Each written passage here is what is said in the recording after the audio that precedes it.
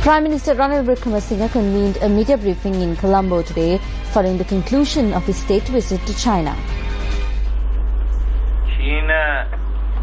The China-Sri Lanka talks were very successful. Priority was given to reaching an agreement on our economic strategy for the next 2 decades. If we are to become the hub at the center of the Indian Ocean, the megapolis will be the key city. The Port City project, which was commenced by China's President Xi Jinping in 2014, was initially a matter of reclaiming land from the sea and constructing buildings. It did not have an economic background. We included it in the megapolis limits, which had an economic plan. There were many problems here with regard to law, the environment and ownership. We had to resolve all of this. This was submitted to Parliament and gradually resolved. Necessary legislation was presented, and not only are we moving forward with this, we will turn it into a business and financial district in line with the megapolis plan to make this the hub of the Indian Ocean.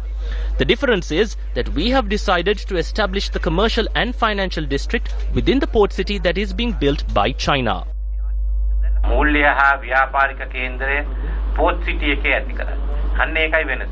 Journalists raised more questions regarding the port city development.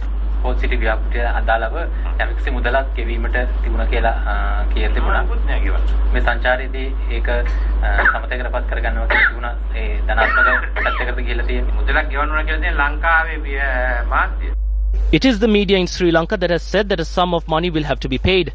I saw that our ministers had been asked regarding payments to be made for the Port City project because of a 1-year delay in construction. We looked at the law and submitted that there is no legal basis and that this could be resolved through discussions. There were many shortcomings to resolve here, and one of the major issues was regarding ownership. In truth, what has been given is more valuable than the amount that was asked for. We resolved it through discussion. This was just published in the newspapers.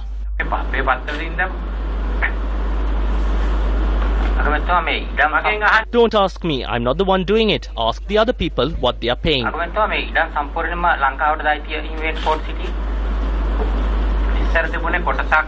Earlier it was agreed that the Sri Lankan government would own part of it and that the Chinese company would own the other part of it.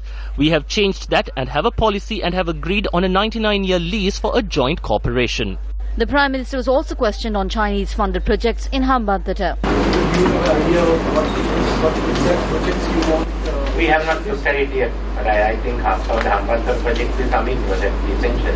That means you have the ships, you have the harbours, you have the planes coming into your airport, your ships coming into your harbours, and you have the factories going in the industrial area. China is also quite interested in going ahead. But what we are going to do is shift the emphasis from loans to investments. We have high budget deficit. Our balance of payments is having problems. Something happens in the Middle East, we are going to be in a severe crisis. So we have to diversify our exports.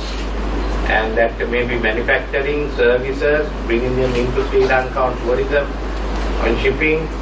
The Prime Minister also noted that he had informed former Presidents Chandrika Kumaratunga and Mahinda Rajapaksa prior to his visit to China.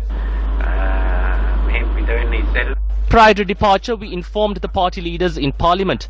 Former Presidents Chandrika Kumaratunga and Mahinda Rajapaksa were both informed. Then we had discussions with President Maithripala Sirisena prior to leaving to China.